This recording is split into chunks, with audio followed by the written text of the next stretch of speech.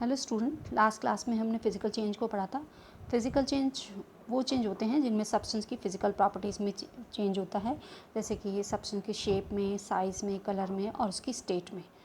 और इन चेंजेस में कोई नया सब्सटेंस नहीं बनता है और ये चेंजेस रिवर्सिबल होते हैं और हम इनको रिवर्सिबल चेंजेस भी कहते हैं। अब हम पढ़ेंगे केमिकल चेंजेस। तो केमिकल चेंजेस का हमारे पास जो एग्जांपल है वो रस्टिंग ऑफ आयरन एक बहुत अच्छा एग्जांपल है केमिकल चेंज का। हम इसको थोड़ा समझ लेते हैं। ए change with which you are quite familiar is the rusting of iron.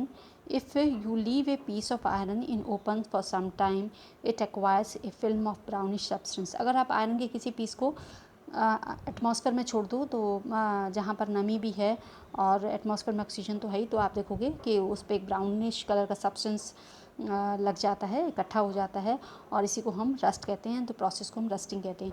Iron gets of park और farmland, iron benches kept in lawn and garden, almost every article of iron kept in the open get rusted.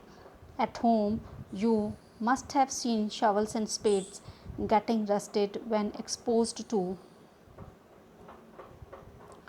atmosphere sometime.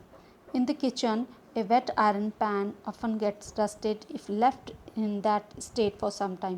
और हमने अपने kitchen में देखा होगा, तवा जो होता है अगर उसको हम थोड़े दिन के लिए ऐसे ही छोड़ दें तो उस पर रस्टिंग हो जाती है।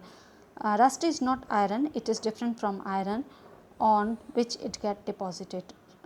जो रस्ट है वो आयरन नहीं है, वो आयरन का ऑक्साइड है, ठीक है, और वो उससे डिफरेंट है जो कि आयरन के ऊपर डिपॉजिट हो जाता है। Let us consider a few more changes where new substances formed.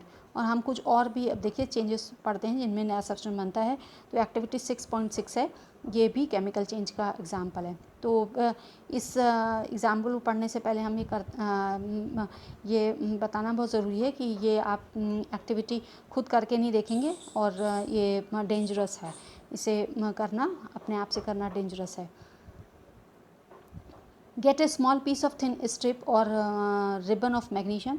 आप एक छोटा सा मैग्नीशियम का रिबन ले लो या उसका छोटा सा पीस ले लो। क्लीन इट आप its tip with sand paper, और सैंड पेपर से उसको अच्छे से साफ़ कर लो। अगर उसके ऊपर कुछ पहले से कुछ इकट्ठा हुआ है तो bring the tip near the candle flame, और आप उसकी टिप को कैंडल फ्लेम के पास तक लाओ। It burn with a brilliant white light, ये बिल्कुल चमकदार वाइट लाइट के साथ जलने लग जाता है।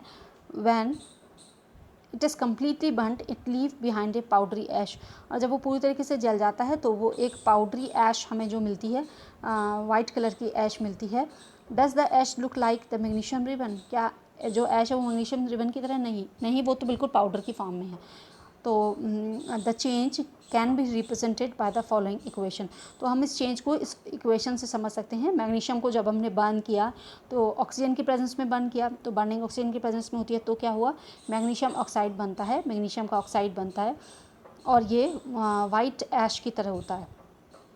Collect the ash and mix it with a small amount of water. आप इस ऐश को कलेक्ट कर लो और इसे थोड़े से पानी के साथ मिक्स कर लो। Stir the mixture, aqua solution जो बना उसको आप अच्छे से हिला लो well. Test the mixture with blue और रेड लिटमस पेपर। अब आप इस मिक्सचर को ब्लू और रेड लिटमस पेपर के साथ टेस्ट करो। Does the mixture turn red litmus blue, क्या मिक्सचर जो है वो रेड लिटमस को ब्लू में टर्न करेगा? Does the mixture turn blue litmus red, क्या मिक्सचर ब्लू लिटमस को रेड में टर्न करेगा? On the basis of this test how do you classify the aqua solution acidic और बेसिक। तो आप इस टेस्ट के थ्रू एक्वा सोल्यूशन में एसिडिक और बेसिक फाइंड आउट कर सकते हो ना। On dissolving the ash in water it form a new substance, है ना, जब हमने ऐश को वाटर में डिजॉल्व किया तो एक नया सब्सटेंस बनता है। This change can be written in the form of the following equation. तो ये जो एक्वा सोल्यूशन बना ये बेसिक सोल्यूशन है। तो हम मैग्नीशियम ऑक्साइड को हमने वाटर में डिज़ोल्व किया तो मैग्नीशियम हाइड्रोक्साइड बनता है। As you have already learn in chapter 5, magnesium hydroxide is a base. So magnesium hydroxide is a new substance formed on burning of magnesium. Magnesium hydroxide is another new substance formed by mixing magnesium oxide with water. तो एक दूसरा सबसे बन गया जब हमने magnesium oxide को water में डिज़ोल्व किया। तो इस तरीके से हम देखते हैं कि इस चेंज में दो नए सब्सटेंस, पहले तो मैग्नीशियम ऑक्साइड बना मैग्नीशियम से, तो नया सब्सटेंस बना। फिर जब मैंने मैग्नीशियम ऑक्साइड को वाटर में ऐड किया, वाटर में मिक्स किया, तो मैग्नीशियम हाइड्रोक्साइड बना। तो ये क्या है, ये केमिकल चेंज है। तो अब नेक्स्ट क्लास में हम और दूसरे एग्जाम्पल पढ़ेंगे केमिकल चेंज के। Thank you for today.